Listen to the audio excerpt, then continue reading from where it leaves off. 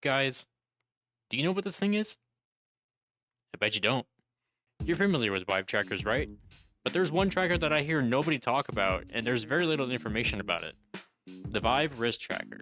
I can tell some of you are going, the what?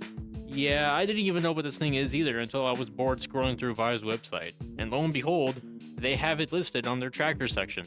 But you can't buy one. I think this is one of the main contributors to why nobody knows about it. There's no videos talking about it, and forum sites and discussion pages are very minimal. If you want to get one, you have to go through their business site and get a sales inquiry and answer different business related questions. However, here I am to do my part and test this thing out for you guys to tell you if these trackers are and if they're worth your hard-earned cash. Alright, let's contact sales and answer some questions, shall we? What's your company name? What's your intended use case? Track my hands. What is the timeline of your current VR project?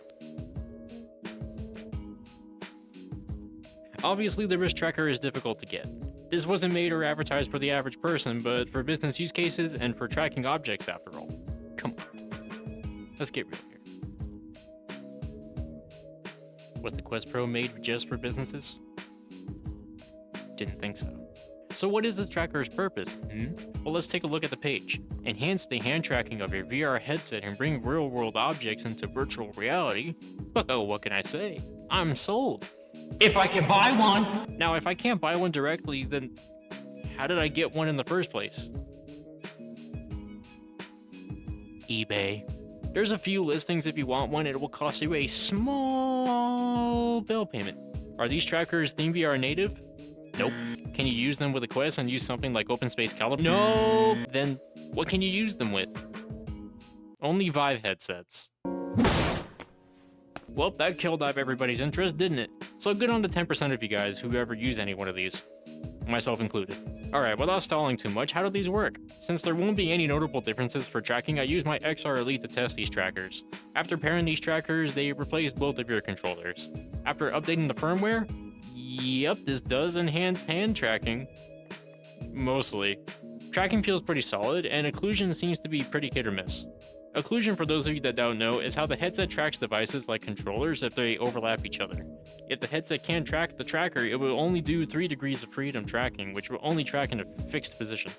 It feels a bit slow when doing any fast motions like shaking your hands. When putting my hands to my sides and quickly bringing them back up into view again, they quickly reintroduce themselves. There's 2 buttons on the tracker.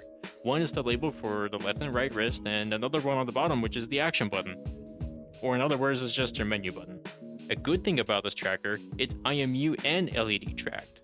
And come to think of it, doesn't sound like a bad idea. Already, these could be a good alternative for controllers if you're one of those people that likes hand tracking. When it comes to battery life compared to the Vive controllers, which have a battery life of 15 hours, the wrist trackers only have 4 hours. Pretty small. To show you how these are when playing games and applications, I'll start with Standalone and then PC VR. Alright, let's start off strong and play some VR chat. This game and hand tracking is golden. I can't wait to see... Wait, I can't use hand tracking?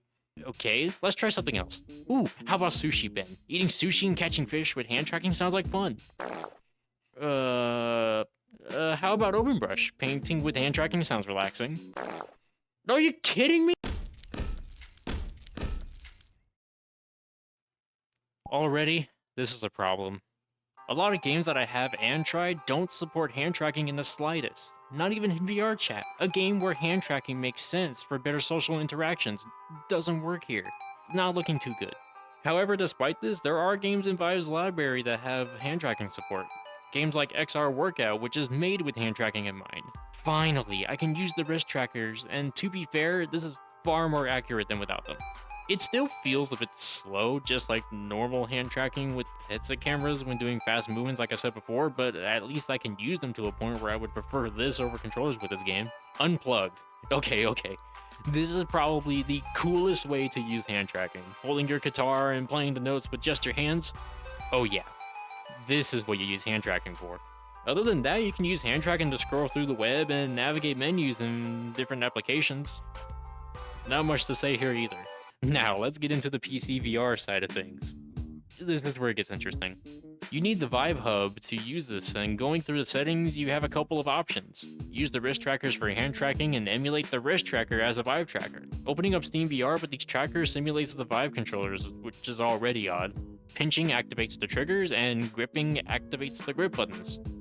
Pretty straightforward, I guess. Is this feature too good to be true? Well, I was way off than what I thought it would be. What is going on here? You think that hand tracking would work for VR chat here, but no. No, it doesn't. Hand presence is absent, but worst of all, I can't move! I mean, come on, the hand tracking feature on Quest Standalone is a lot more in-depth and functional.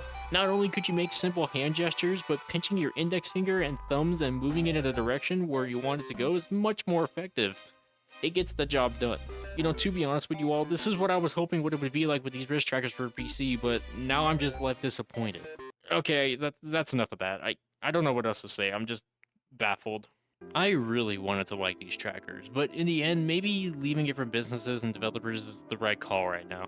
While I can still enjoy them in casual experiences, it's not going to cut it for the way that I use VR, and that is to be immersed in games and experiences. And I think a lot of you could agree.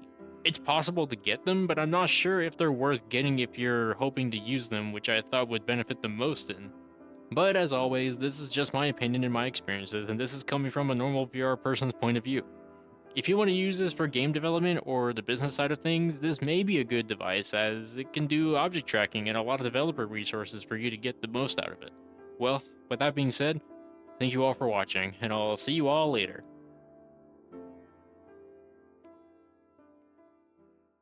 Oh, this is good.